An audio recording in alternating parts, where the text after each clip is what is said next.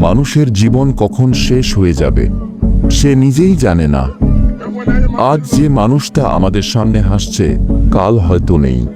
আমরা সবাই সময়ের যাত্রী, কিন্তু টিকিটের মেয়াদটা লুকানো থাকে।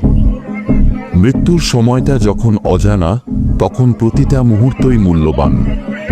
কাউকে কষ্ট দেওয়া কমিয়ে দিই, যাদের ভালোবাসি তাদের জানিয়ে দিই। ক্ষমা চাই, ক্ষমা করি, হয়তো এটাই শেষ সুযোগ।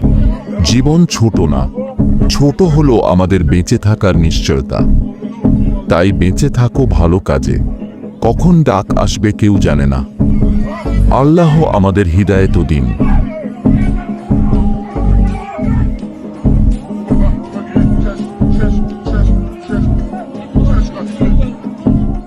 Paladverse.